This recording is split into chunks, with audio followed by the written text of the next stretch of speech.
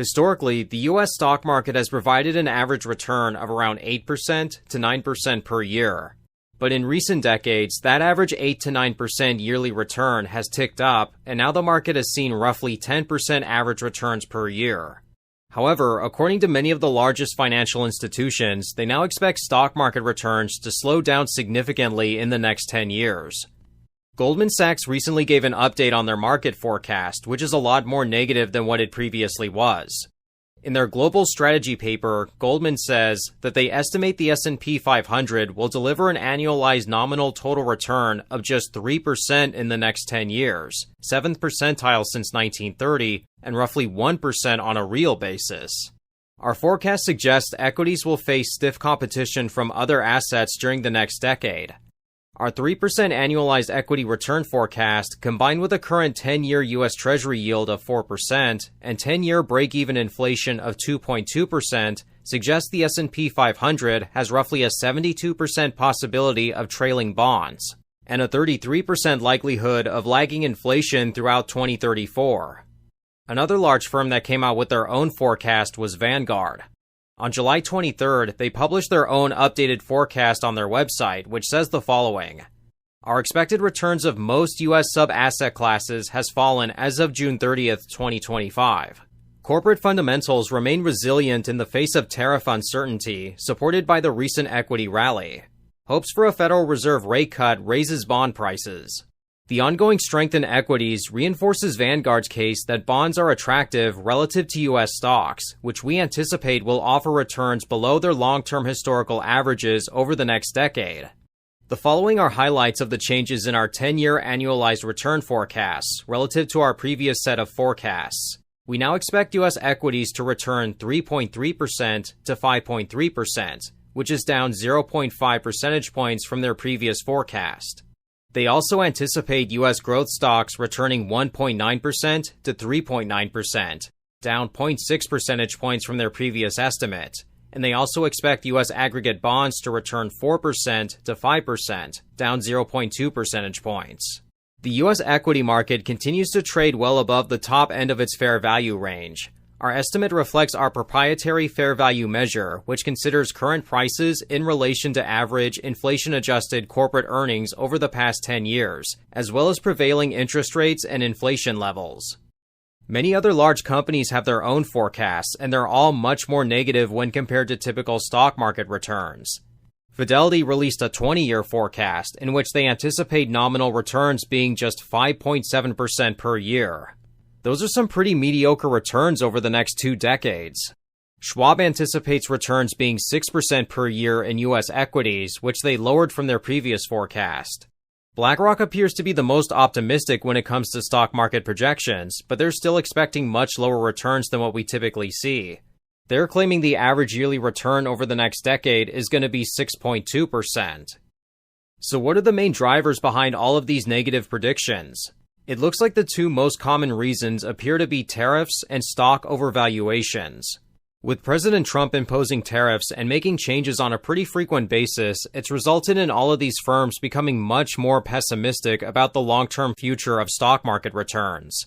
The second major reason is because the stock market is very overvalued. According to every common metric that's used, the U.S. stock market is considerably overvalued right now. That would include the Shiller P/E ratio, the Warren Buffett indicator, the Q ratio, and other measures. Now, ultimately, all of these predictions are just predictions. There's no guarantee that they'll be accurate, and obviously some are going to be more off than others. But the main point that should be noted is that everyone is expecting stock market share price returns to slow significantly over the next decade, according to all of these forecasts. If all of these major institutions are correct and we either see flatlining share prices or very small 2 or 3 or 4% yearly returns, then that means one thing. That'll mean the higher yielding investments have a really good chance of outperforming the market for many years in the future. For decades, the market has been obsessed with tech companies. These stocks have been the shining stars of Wall Street, and a lot of their valuations have exploded beyond the point of what's considered reasonable. And as a result of this, many of the heavy dividend-paying sectors have been overlooked for a while. Many of these sectors are still providing very solid returns, including utilities and consumer staples, to name a few. Now, it's entirely possible that tech companies could still continue to explode for a while. It's just right now, we're going to be facing a much more challenging environment for these aggressive growth companies. The investments that pay dividends will likely see much more interest in the years ahead. A lot of these higher yielding asset classes are known for offering high distributions and not a lot of share price growth. If equities are going to see very small gains in share price over the next decade, then these flat share price investments that yield 8% or 12% stand to outperform the S&P 500. Let's go back to a couple of the points that were made in these articles. Goldman Sachs is predicting that bonds have a 72% chance of outperforming the S&P 500 over the next decade. A lot of closed-end funds hold bonds and other fixed income assets and offer yields of well over 10%. Although most CEFs don't see a lot of share price action, they're known for their distribution stability. It wasn't just Goldman that said bonds were likely to outperform. The exact same point was made by Vanguard, who claimed that bonds will likely outperform the market by a good amount over the next 10 years. So with all this in mind, basically anything that pays a worthwhile dividend is going to look more attractive over the next decade.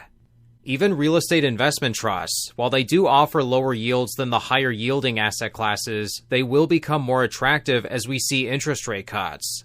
And it's not hard to figure out. Ultimately, if investment A provides 10% yearly gains in share price and no dividends, you get a 10% return. If investment B offers a 10% dividend yield and no share price growth, you're still getting a 10% return. But if all these forecasts are correct, then investment B is always going to look more appealing. There's a lot of other higher yielding investments that exist that'll outperform the market if just a couple of these forecasts are correct.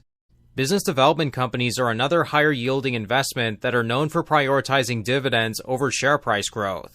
These stocks often come with yields of between 8% and 12%. So if we're talking about share price gains over the next decade, then BDCs are going to be another type of investment that'll do much better than the market average. But there's one high-yielding investment type that's really going to shine if we do enter a flat market, or experience very limited share price increases, which are covered call ETFs. When the market's flat, these funds can still generate 8 to 14% returns through their distributions using option strategies.